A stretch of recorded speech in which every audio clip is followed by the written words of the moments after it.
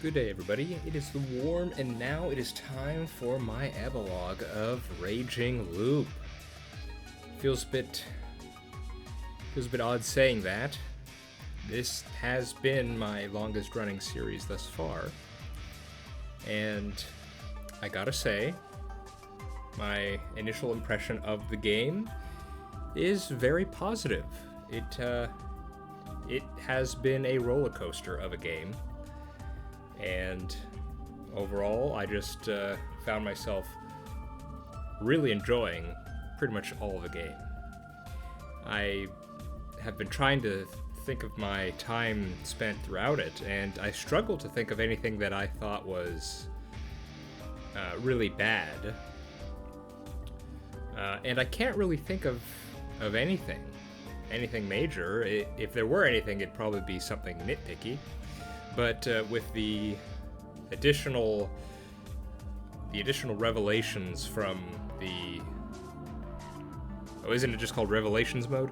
The additional revelations from Revelation mode and the extra stories helped clear up any lingering questions I might have had, and sort of really fleshed out how it's not really a, I wanted to say magic system, but it's not magic, so to speak. It's definitely supernatural, but it's very intricate. It's definitely not something that has been tossed in with no thought or care.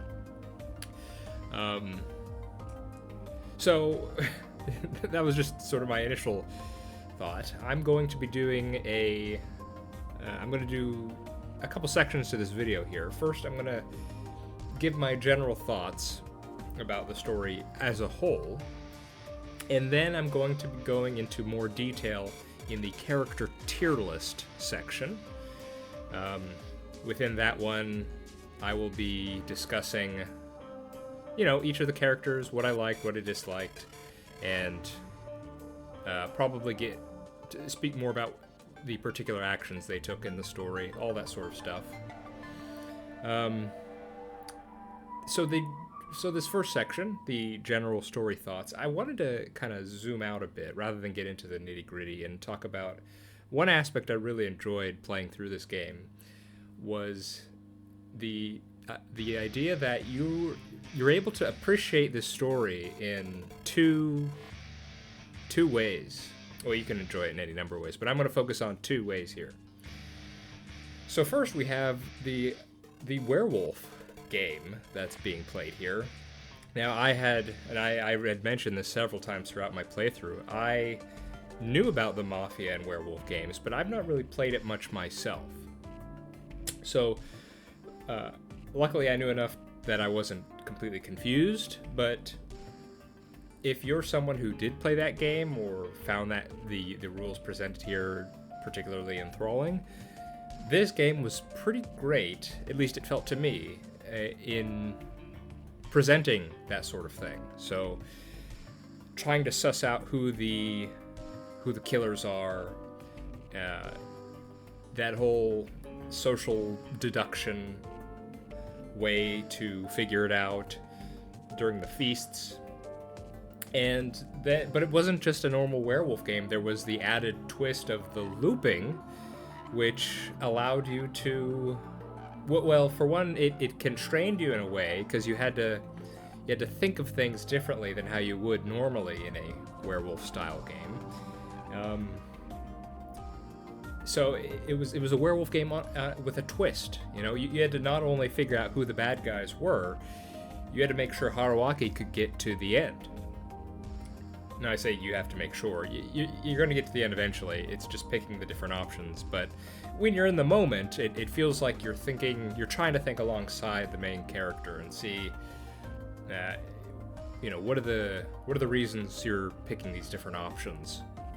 And that was definitely something I enjoyed. I did try to figure out who the wolves are, and in the third main route, try to figure out the different roles of the humans.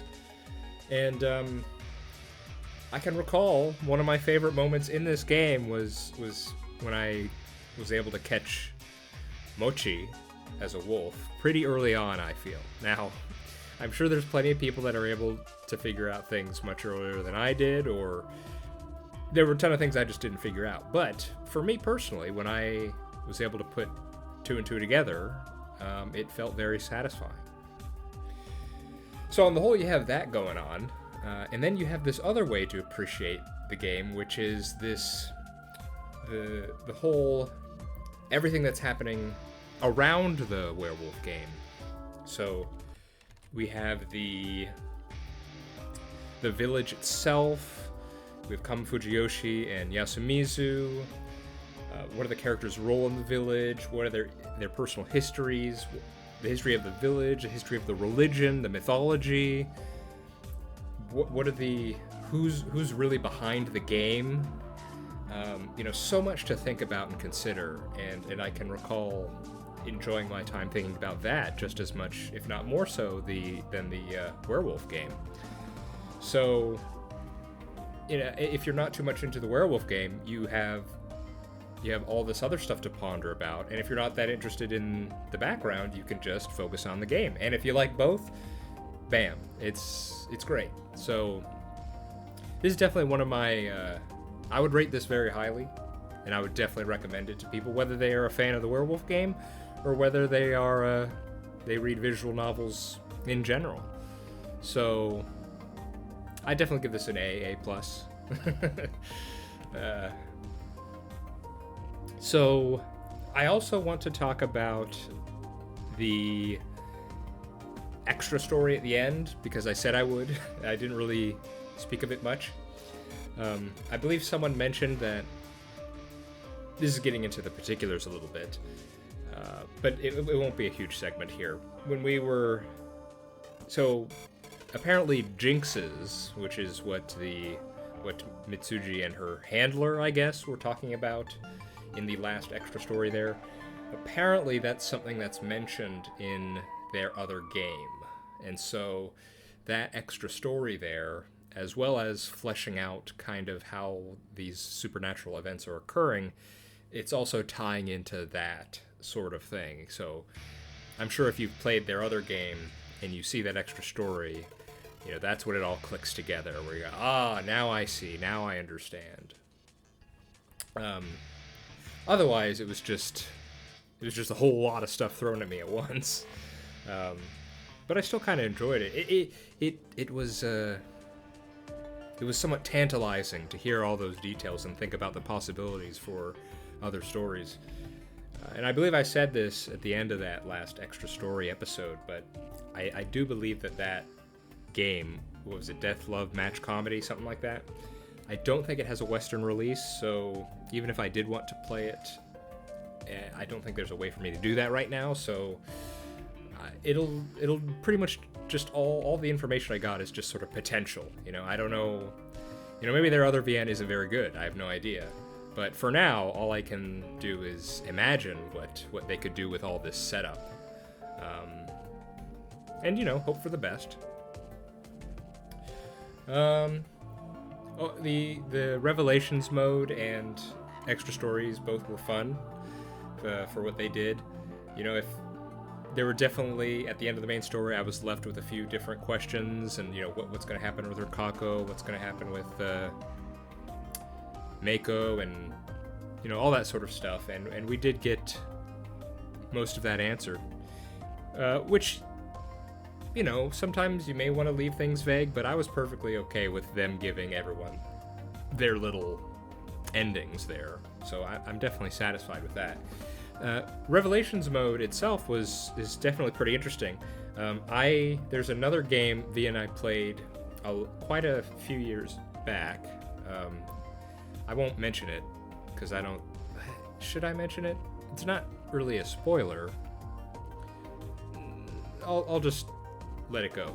There was another visual novel I played a while back that had a similar thing where you play through the game, the visual novel, you beat it, and then you can, whenever you play it again, it's the same game, nothing has changed, but what happens is you get extra dialogue from another perspective, and so you get to when you choose, you could read the story again, and then you get this extra dialogue, which, you know, would be definitely be too spoilery and too much for a first playthrough. But on a second playthrough, it's really cool because now you're sort of understanding where some of the characters are coming from, or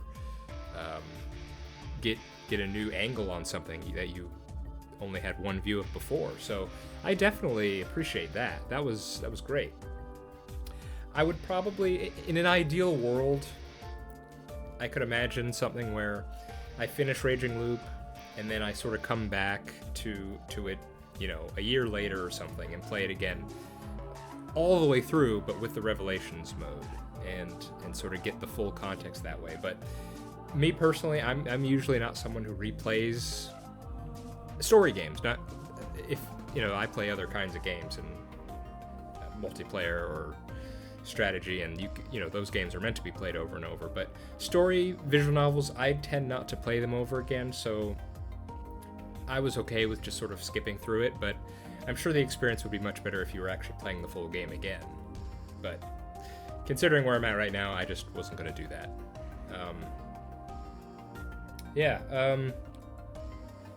Favorite moments from the whole game? Definitely Shammy going on a rampage. That was when she was a wolf with Mochi. That was pretty huge. Also, Haruaki wanting to cut off their limbs. Crazy and horrifying, but, you know, that just was, you know, that whole scene, that whole ending, the ending of Wit, I believe, just crazy. Some of the also in Wit, the whole bad end where we revealed Mochi was the wolf, that was fun. You know, I'll just say this, my favorite route was Wit, absolutely, definitely.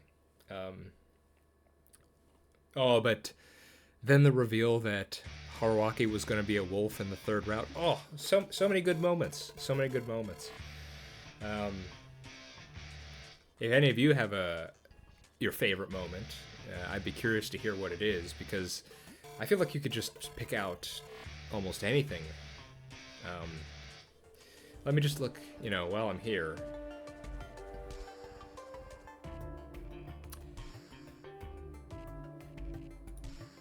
Yeah. I definitely enjoyed taking notes for this game. It was fun to sort of just see everything laid out.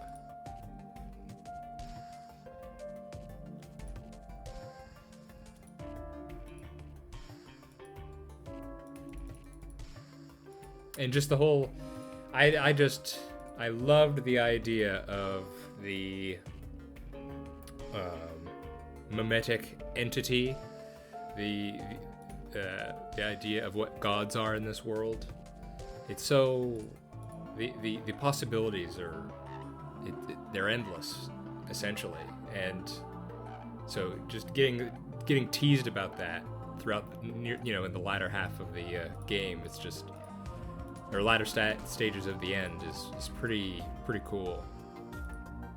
Here's something to talk about. The sort of romance angle that we got throughout the game with Chemi, Rokako, and then, yes, Haru. Definitely still not comfortable with Haru being around. Although, you know, it's not like he ever did anything other than, I believe there was a kiss at one point, but, oh yeah, getting bamboozled with Rokako, where, because I remember, I thought Chemi was good was best girl, and then it switched over to Rokako after the reveal of that, and then at the end it swapped back to Chemi because the reveal that okay, here's something that I don't think is bad per se, but it left me feeling a bit unsettled. Because, you know, you had this image of Rokako. You know, I should save this for the character talk. Let's not talk about that now. Yeah, I mean, I think that's pretty much everything. After over 100 episodes, it's kind of hard to condense it all and pick out particular things on a whim. But I think that covers pretty much everything. Overall, just a really good game, really good story, and I'm glad I bought it on a whim. I bought it on a whim during a Halloween sale a few years back, and good purchase, definitely. Okay, I'm going to take a quick break, grab some water, because I forgot to do that, and then when I come back, I'm going to begin the character tier list, and that's going to be a good portion of this, so let's take a break. When I get back, we'll get started on that. Okay, 1 second, please. Okay, we are back. Now, we are going to get into what will be the long part of this epilogue, which is to do this here tier list, rate all the characters, and go into a bit of detail on what I liked or disliked about them. Let's put on some appropriate tunes for this real quick. There we go. That's the kind of stuff I want to hear. Okay, so how do we want to start this today?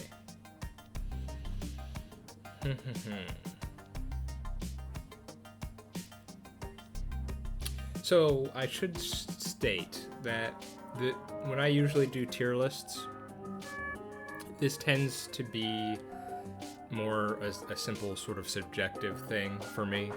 It's more, which characters did I enjoy when they were on screen, you know? So it's not like I have to, it's not that I have to like them per se, but were the most fascinating, drew my attention, that sort of thing. So on here, it looks like we have Mitsuji and the sheep separated. So we'll just, we'll just consider them as separate for the sake of this here tier list. Okay, it's crazy to think about that we only had this many characters for how long the game was. At least, for some reason, that's a thought that just occurred to me.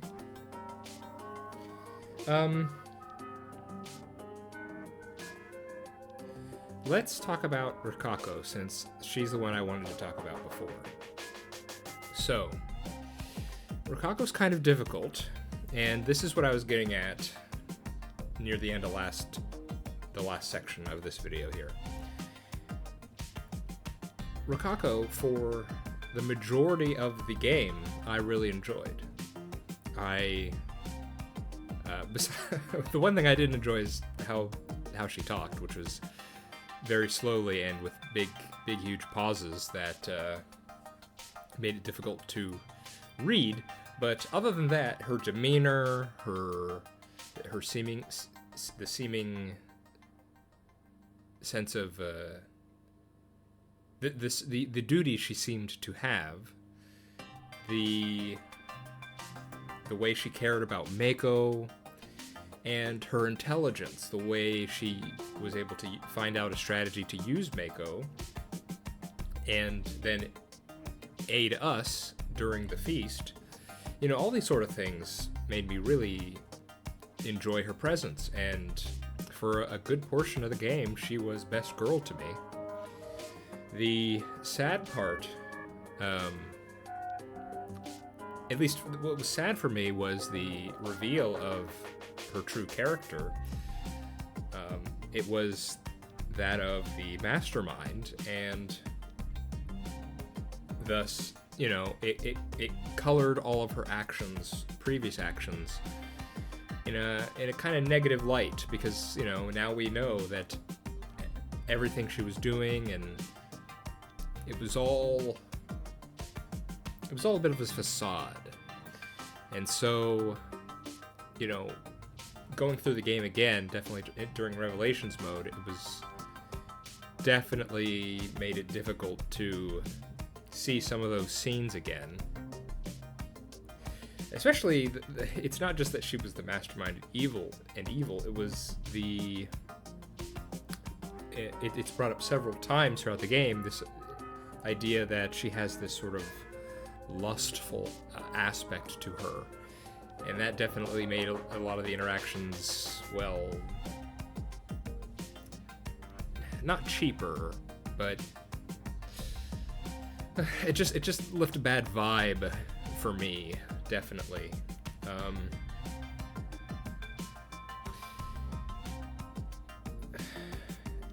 I definitely will think I'll have more to say regarding her while talking about other characters. But okay, let's say this about her. Definitely that aspect of her, and her whole thing about being the mastermind. You could say that, well, a lot of it is due to her upbringing and the abuses that she suffered due to who she was born as, which was an Uematsu. Of course, I will say I don't think abuse justifies abuse. So that it's not like her being abused exonerates her from the bad actions she takes in the future. It can explain them. It explains them, but it doesn't justify or exonerate her. So, yeah, and plus just the magnitude of what she was planning to do, which was to wipe out mankind, for her own selfish reasons. So yeah, I'm going to keep her at A for now. I reserve the right to adjust these rankings as time goes on. And in a similar vein, another character who my view of them has changed once their true selves were revealed. Definitely old guy. What was his name? It started with a T and started with a K, but I can't remember. Old Wolf guy. We all know Old Wolf guy. I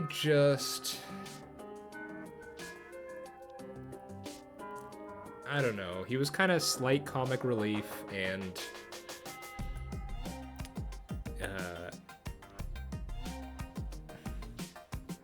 I don't know. Throughout the game, he was an interesting part of the game because we just thought he was this senile old man, and his votes could be random, and thus he was always an easy vote target.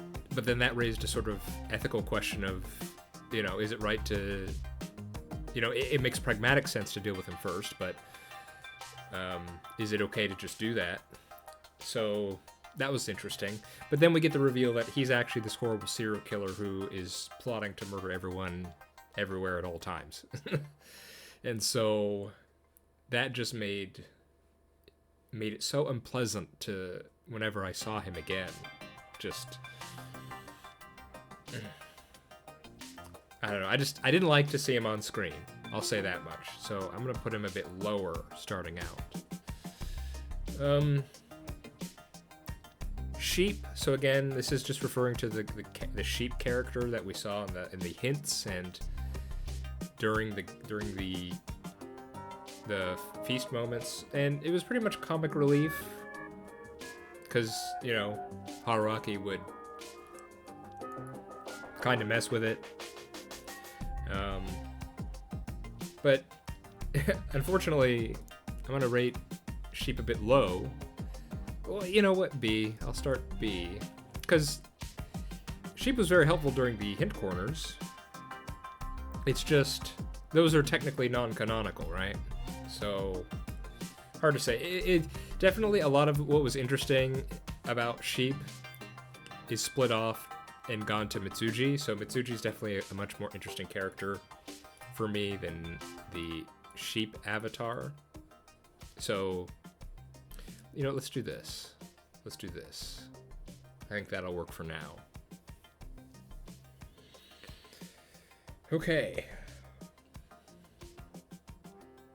I've been I'm going with okay. Let's go with Tai next. I'm gonna start her there.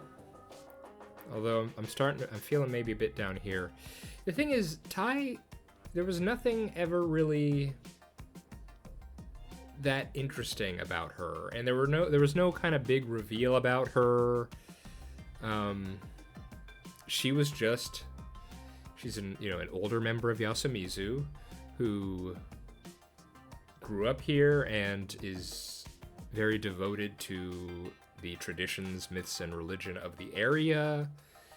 And so she's kind of like, the old matriarch of the town, and that never really changed. And she didn't really have any hidden depths for me to appreciate, I guess.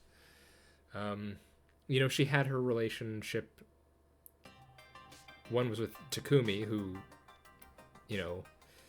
he treated her like she was his real grandma. And, that was interesting. And she did impart a lot of wisdom and information we needed through, well, I don't know about wisdom, but she gave us a lot of the info we needed for the myths. So that was good. But overall, I was never really that invested in her that much. But it's not like I disliked her either. She was able to be a good wolf as long as, she had a competent leader, which she did with Yasunaga. But yeah, that's pretty much it. I really don't have much else to say about her.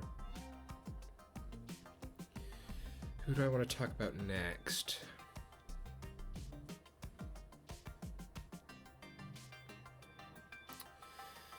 Okay.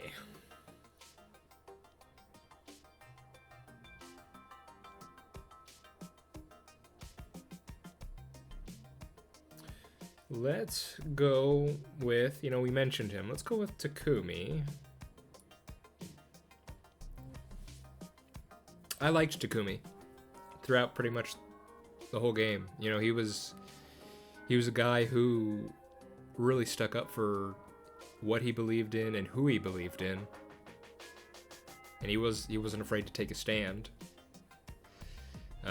He was a bit headstrong.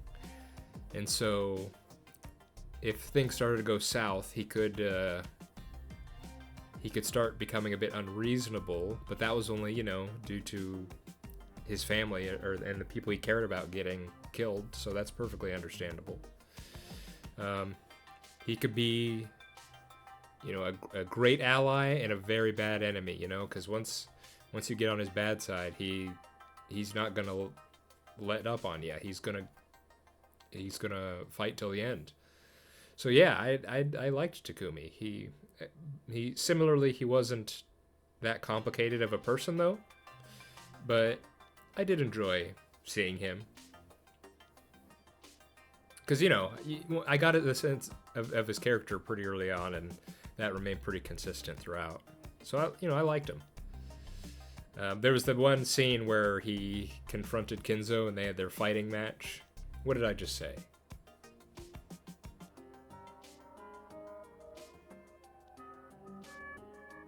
Kanzo, not Kinzo.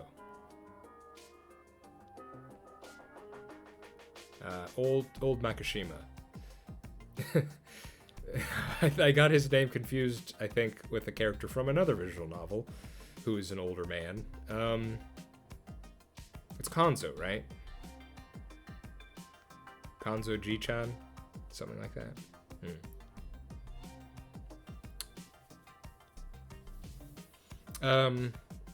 Anyway, yeah.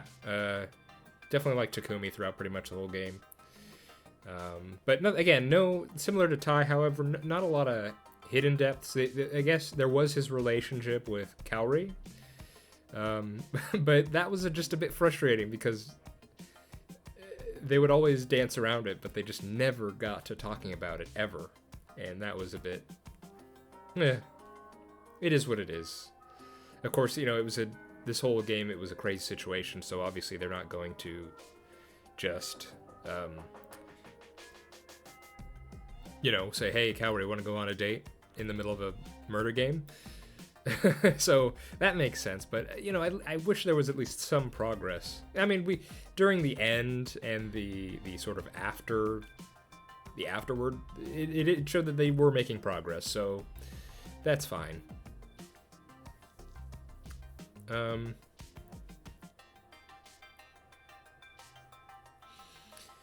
I guess in that instance, let's talk about Konzo. I liked it. I did like Konzo. It was hard for me to sort of get a read on him at first, but then it was sort of revealed that, I mean, certainly he became very interesting when the idea was that he had been a survivor of previous feasts that had occurred. That automatically made him very interesting. But then you get it revealed that he was just the reveal of what exactly happened during those feasts and how all pretty much all his guiding actions during the game that we play here are meant to protect Haru. And, it makes sense. It makes perfect sense considering what had happened to him and his family. But he was a good early rival for us. Very much more headstrong than Takumi even. And he would always try to dominate the feast. He had, the efficacy of his strategies can be debated, but he definitely had a strategy, and he would try to go with it. So definitely liked him.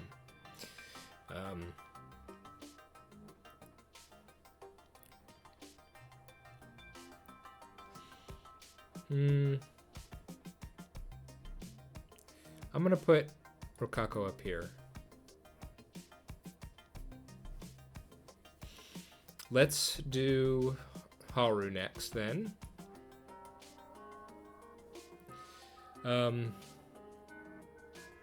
Although, I was about to say, it's interesting that Haru's up here, but Badger isn't, but then I realized, it makes sense for it just to be Haru. You know what? I'm considering it's Haru and Badger, okay? And here's another one of my favorite moments from the game where I can't remember which, I think it had to be during Wit. Yes, it had to be during Wit. It was when we finally got more revealed about the Badger and Haru, and just the idea that it's an entity that was not Haru but also became Haru, and she embodied it, and just the whole, again, that we didn't get the firm details about mimetic entities and all that sort of thing yet, but I can recall that moment where I started to realize, we're dealing with something like that, and that made her so much more interesting, and it made the world opened up. Just the possibility for some entity like that just was great. I remember now specifically. It was the idea that when she could see through our looping, and I think this was before we had confirmed whether or not there were other loopers, and so I was thinking, wow, there's an entity that can see us through the loops, and I remember that whole train of thought was so it was unnerving in the best way possible, because part of the deal with looping stories is that the loops become rote, the Groundhog Day situation, where eventually you become almost godlike because you know everything that's going to happen, you can manipulate everything, all that sort of stuff. But then it's revealed through Haru that there's this entity that can see through us, understand the loop, and so, obviously the truth was a bit different from what I initially was thinking about, but I just loved that idea so much that, we felt safe in our looping, and then suddenly there's this entity that could potentially be a threat to us as a looper.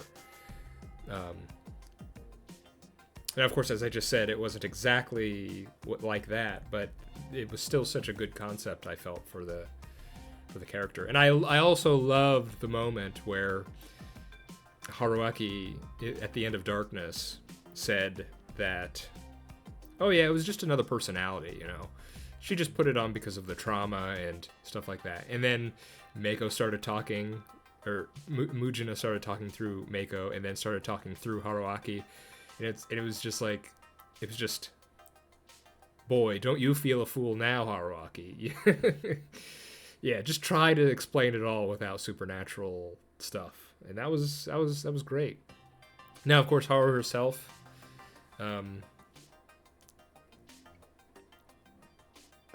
you know, okay character. Just, you know, it was interesting. We got a bit of detail in the thoughts about, you know, the love triangle we were having. There was her liking Yasunaga, who liked Chiemi, and them dealing all with that, but also with Mochi. And so, you know, that was all good, fun, and interesting. But overall, yeah, Haru is just, especially through the Badger, was just, I was always interested whenever she was on screen for that reason. And I'm glad she got together with Mochi rather than Haruaki in the end. Although we did get there was a good conversation with Haruaki and Haru involving quote-unquote evil, and, you know, the idea of sort of rightness in a society, and he kind of helped Haru sort of deprogram the stuff she had been raised with, which was definitely an interesting conversation. Of course, with the reveal of these sort of mimetic entities, that conversation takes on a sort of new meaning. But regardless, it was still fascinating to listen to. So in that sense, you know, their relationship was interesting. Okay, who do I want to talk about next? You know, hang on, I think we need a music change.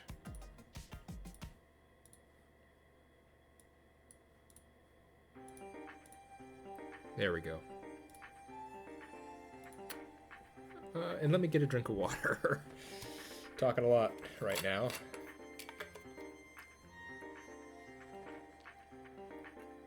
Ooh, okay.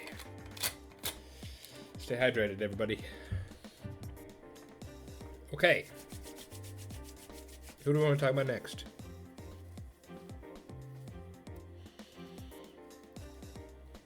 You know who I want to talk about next? I want to talk about my boy, Kyo. He was, especially, I'd say in the latter half of the game, I liked having Kyo around. He was definitely, because at first, in the first half of the game, you kind of get this impression that he's this kind of arrogant family head guy who is going to be, basically just out for himself or the family heads, and he's going to disrupt the game and all that sort of stuff. That's the impression you get. But as the game unfolds, he's actually pretty intelligent in how he's trying to solve things, and especially if either Kanzo or Yasunaga get removed from the game, he steps up and does try to, you know, lead the humans to victory. Now, of course, speaking as from our perspectives at the end of the game and the extra stories, we can see that he really is a good guy. He's a doctor, he cares for people, he really cares about Uematsu, which is pretty crazy considering what is revealed at the end. But he cares about the truth, and it feels like, although he does not appreciate getting spoken down to as a family head, he sort of has that understanding throughout the game that, yes, these people have been put down by them. And so he doesn't really, you know, especially when he's getting when he's getting voted out, he does not appreciate it. But when he's not in those times, it's like he can understand why it's happening. Of course, we had that scene where Haruaki and Kyo went through and were able to learn all the history of his family, and how they, essentially, the Nosato were the only good guys among the head families. And then, yeah, we got the extra story with him and how he's basically trying to do right by everyone. He's trying to do right by the people of Yasumizu. He's trying to do right by his brother, the Misato, in the village. He's trying to do right by Uematsu by caring for her and trying to, he's just all around. He's a stand-up guy. And once I started to see that, I really appreciated it whenever he was on screen. Because I knew whatever he was going to say, it was going to be something in general, it'd be something he thought about and it was a careful opinion. So yeah, definitely liked seeing him on screen. Who else?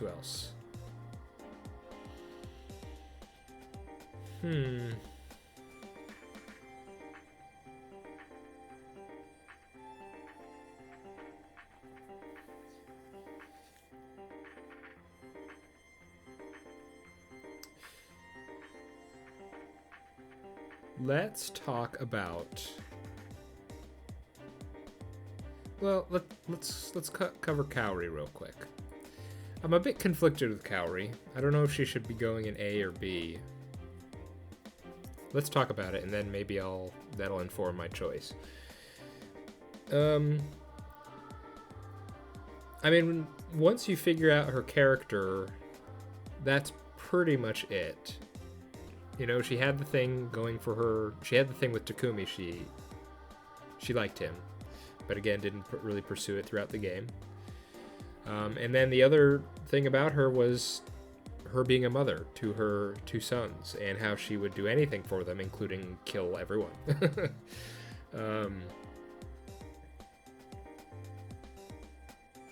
I will say something that makes me appreciate her a bit more is we did get to see during Wit that she, as the Crow, that she was fairly intelligent and forward-thinking as a guardian holder.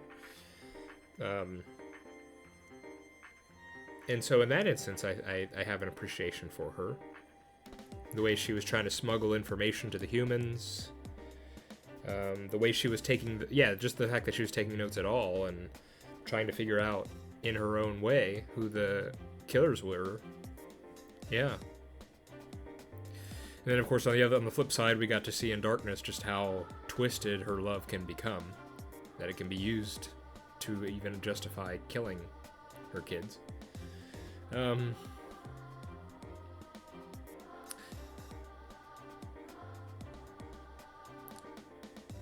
I'm going to leave her in B for now, but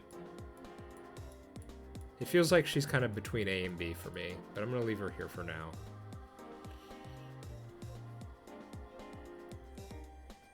So, let's actually talk about her kids then. Yasunaga is definitely a firm A, if not an S. We'll get to Haruaki, but Yasunaga was definitely someone who was able to keep up, it felt like.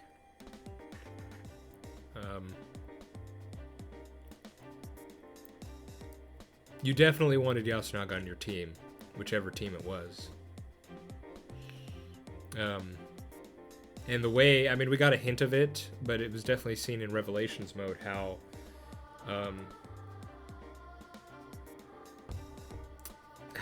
even at the end of Yomi, he was able to sort of break free from the conditioning during the feast. So, he has strength of character. Of course, one of his downsides is that he doesn't really believe in himself that much, especially considering his relationship with his mom. He thinks that Yoshitsugu is the favorite brother. So he's a bit too self-deprecating, but he's after hearing some of the explanations, and it's interesting how he's basically the secondary leader after Kanzo. Before Takumi or Kyo, Yasunaga can sort of take command, and that's just very impressive. So I always liked having him on screen because I knew whatever he was going to say, if he was a human, it was going to be something I needed to listen to, and if it was a wolf, it was probably going to be something that would confuse me. But yeah. Of course, he had this thing with Chami, and he seemed to let go of that. But, yeah. I liked him. Yoshitsugu, however...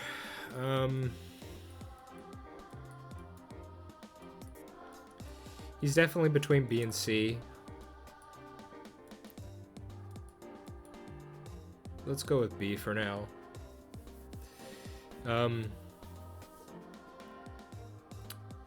Obviously, you know, what can I say about him? Really headstrong, got him killed. But in the end, his basically his most defining character trait was that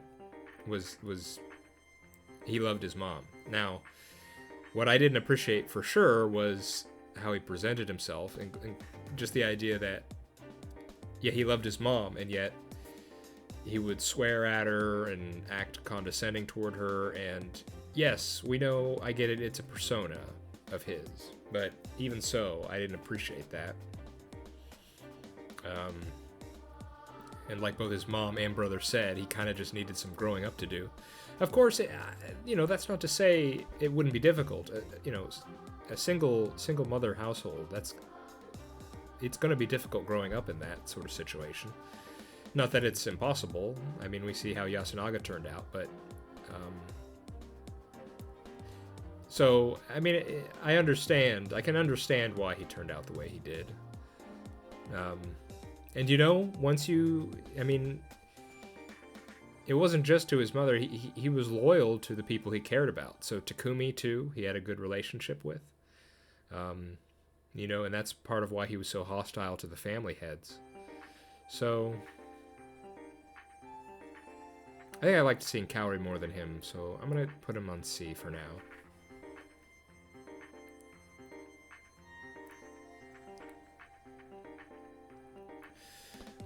Let's keep doing the kids for now. Let's do Mochi. Mochi I definitely really liked. I was always, when I realized that he was the genius, I was always a bit wary of him, I think. I mean, especially when when I started thinking it was a wolf that one time. But just the idea that he could sort of, you know, he couldn't put it, well, he could see straight to the heart of a matter, and he could read people very easily. Now, of course, he had his own problems. I don't know if there's you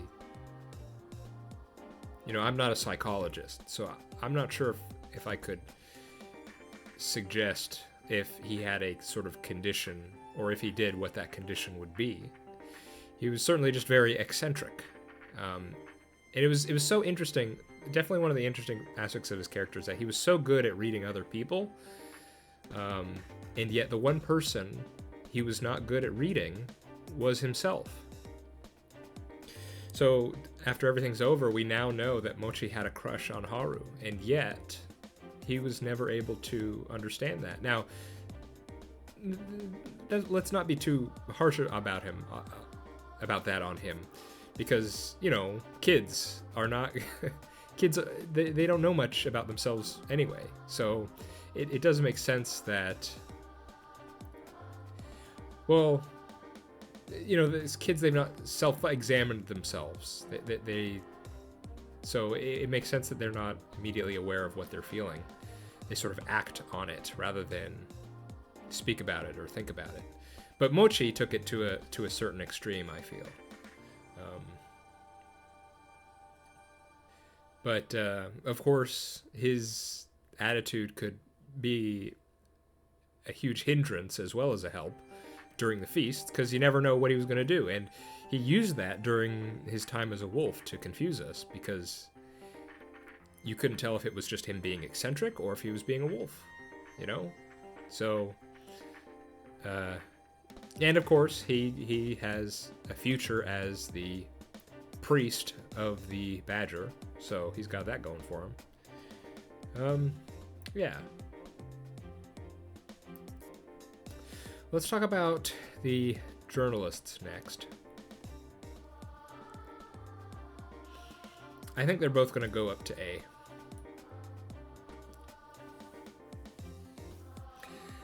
I mean,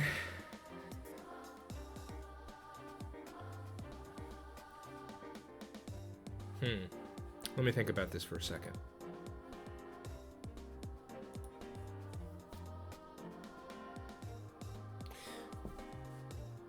I mean, Mamiya, I liked Mamiya partially just the idea that she served the idea of just a normal person getting wrapped up in all this sort of thing. I mean, Haruaki's not a normal person. Let's just get that out of the way. So Mamiya served as this kind of sort of, you know, what if a normal person was thrown into all this madness, and so we got to see it, you know, when she was part of the different feasts, and she was suitably shaken and reacted with incredulity over what was going on. And but she was also, I mean, especially when Hashimoto was around, she could act pretty adroitly and with intelligence when she needed to. You know, during one of the endings of Darkness, she got the upper hand on us. But of course, if she loses that anchor, if she loses Hashimoto, she quickly sort of starts panicking, which makes sense considering what's going on. So yeah, I always appreciated to seeing her, and of course she had her knowledge of folklore and mythology, which I enjoy. Personally, I really enjoy history. But as part of that, you know, religion, mythology, folklore, I mean, it ties into that pretty dang well. So hearing her expertise was always interesting, especially considering what we now know about the supernatural entities that were plaguing our story. So yeah. And Hashimoto, definitely for most of the story, couldn't say much about him, but the reveal of his character, combined with the idea that he was our opponent in Darkness, he just had a titanic presence within the latter part of the story. You know, there's that one CG where it's, you know, him versus Haruaki, and I mean, he felt like he was worthy of it. It felt like he was 2 steps ahead of us the whole time, and so. Yeah, I mean, I was just filled with, whenever he started talking, I was just anxious because I was thinking, okay, how is he going to beat us? Because he already knows, doesn't he? It's definitely a worthy opponent. Definitely fun to see him on screen.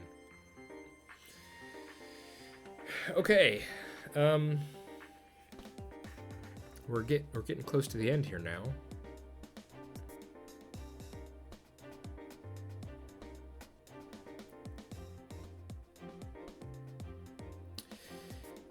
Mako, I'm gonna put here. I mean, here's the thing.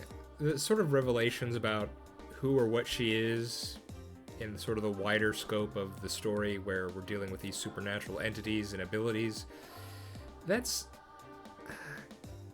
interesting, don't get me wrong, but, you know, we don't see that for most of the story. And so most of the story I was anticipating something. Like I was thinking maybe she was the sheep, or, you know, something really important. And while I find the black goat and sort of the background of, you know, in the Revelations mode and in the extra stories, while I find that stuff interesting, I did find myself a bit disappointed that, you know,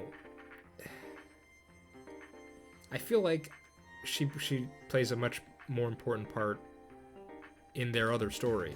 Now, I don't know if she's in that other story, but it feels like she probably is, if that extra story at the end is anything to go by. So it almost felt like she was kind of like an Easter egg, or some kind of, I don't know, and just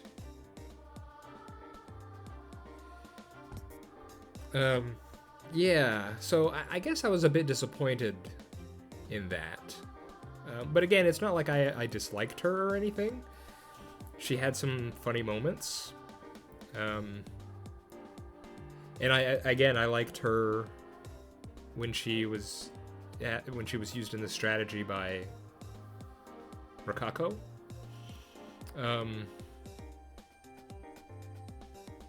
It's just, I guess I was just kind of saddened that she wasn't more related to the things going on in Yasumizu. She just kind of sort of, she appeared randomly by happenstance. Although, I guess if we're being particular, the extra story at the end did say, oh, people with jinxes are attracted to each other. But that's kind of, I don't know, that feels a bit... it's not within the main story itself that we get that information, you know? So it feels like she just appears out of nowhere and plays a part, but nothing else really happens. And again, yes, I know, she plays a bigger role in the Revelations mode, and she's the one that ultimately wins us the story because of the Black Goat is able to take the Tsuchigumo. So, I mean, I understand. She's pretty critical to how things play out at the end. It's just, I'm trying to consider the whole story here. For the whole story, it's just, I end up being, I don't know. I'm not sure what I'm sure what I'm saying now. So let's move on. Mitsuji. It's kind of tough because so much of her is revealed at the end and then again in the extra story and Revelations. Like, here's the thing. I feel like she's not a part of the story enough in order to get her to that A. What I can say is that what we do get of Mitsuji I really like. Her whole demeanor, the way she's just so done with Haruaki, how she actually is, you know, the wielder of Mr. Sheep, and how she's trying to save things. I mean, I do like her. I really do. It's not like I'm saying that she needed to be more in the story. It's just,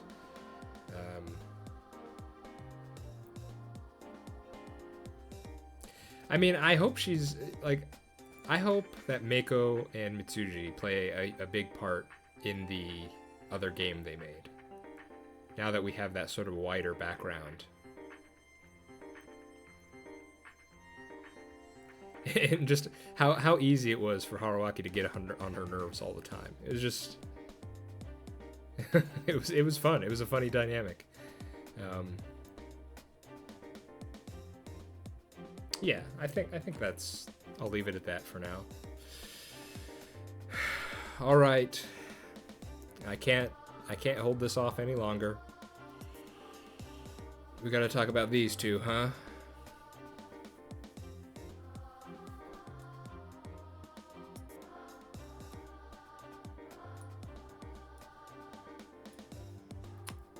I mean, I don't think there was any doubt, right? That was pretty much where they had to go. Let's talk about Chiemi first. And let me take another drink of water because my throat is starting to hurt.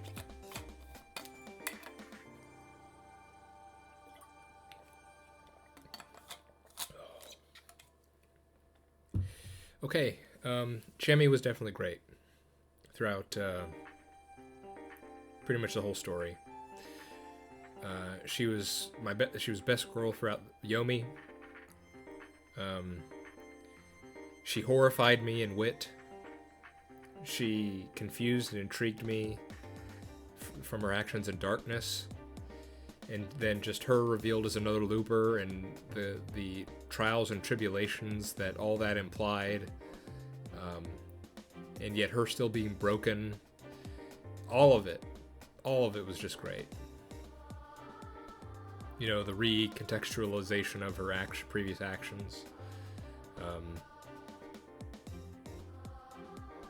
And yes, even in that extra story, the idea that she still has these sort of supernatural abilities and what that could possibly entail for the future. I mean, yeah, it's all good.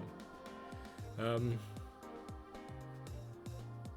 I already talked about, you know, a lot of my favorite moments involved her throughout the game.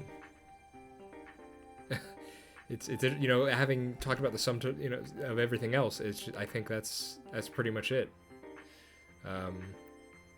Similar with Haru, the whole entity that is able to see our looping, just the discovery of another looper, and the idea that looper has been in this situation a lot longer than we have. That's just great. I love it. So that was, yeah, Chemi was great.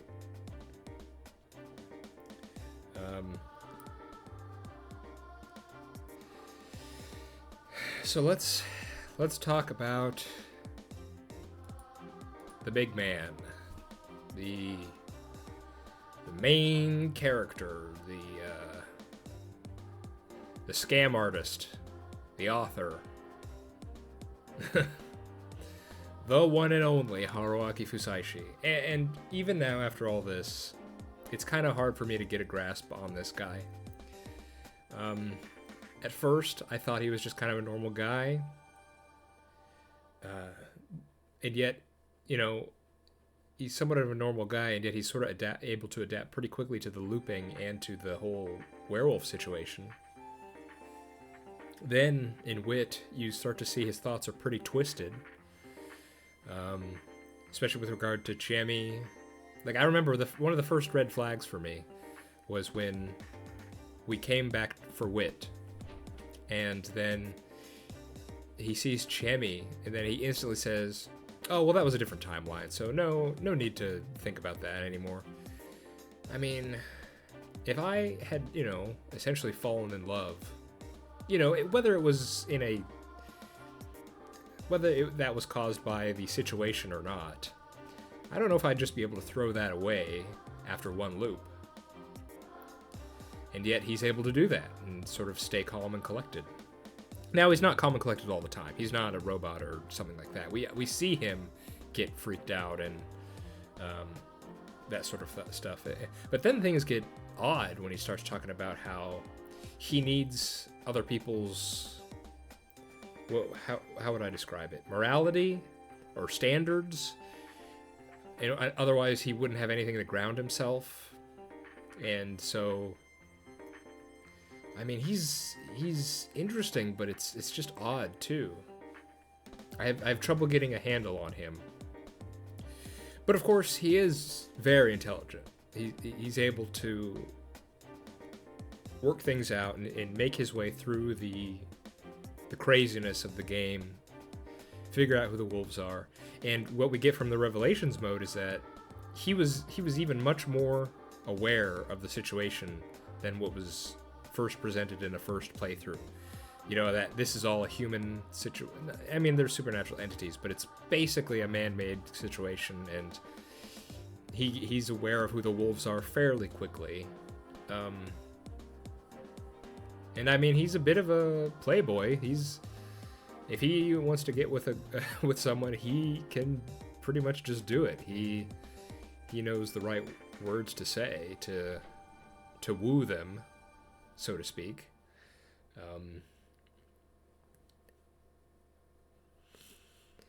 And the whole reveal at the end that Haruaki Fusaishi wasn't even his real name. I mean, it was surprising, but it really shouldn't have been a surprise, considering what we got out of him at that point, up to that point. Definitely, I can say this. He was not an uninteresting main character. He had a whole character all his own, and it was fascinating to watch him develop over time. So, but I can't say I like him, you know? I can't say I like him as a person.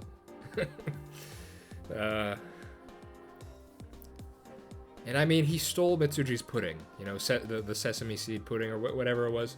And I mean, who does that? Who does that?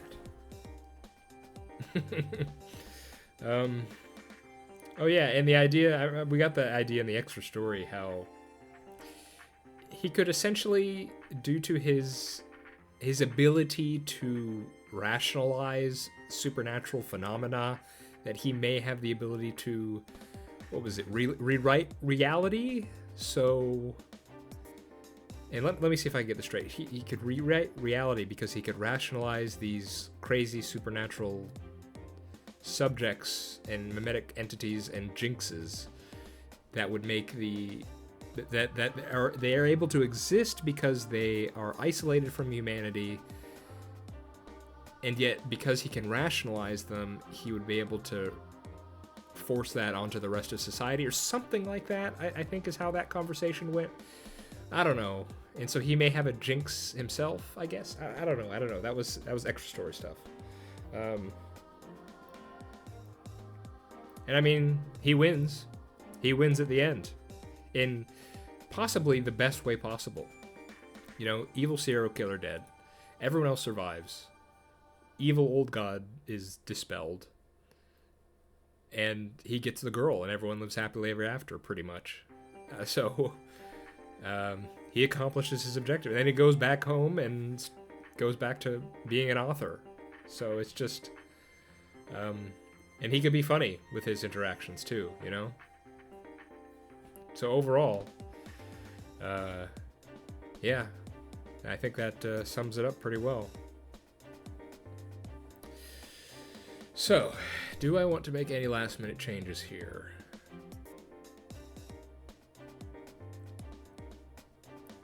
No. I think this is okay. You know, I'm sure if I sit here and think about it enough, I could make some refinements, but I think in general this is all right.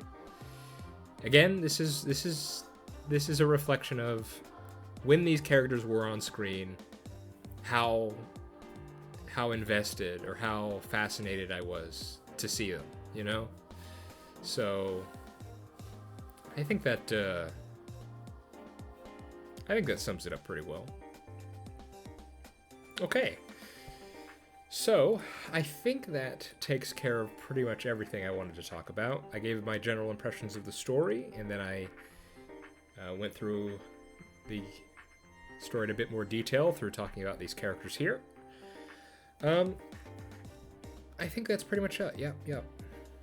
Again, if you had any of your favorite moments, I'd be curious to hear them. This has been my longest Let's Play, so I'm sure there's a lot to talk about.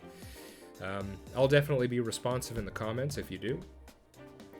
If you have any disagreements about this tier list, or have, you know, let me know. Where would you sort of place these guys if you have any big disagreements? I'm curious to hear the rationale. Otherwise, I think that's going to be it for me today. I will just say, for when you're watching this, if you're watching this around the time this is uploaded, maybe give me a day or two before the beginning of my next series. That series, if you haven't seen any of my update videos, that series is going to be Steins Gate. So that's going to be quite a big endeavor for me, for various reasons that I will get into when I start that. But it may take me a little bit to get prepared for doing that. In any case, I've been the Worm. This has been Raging Loop.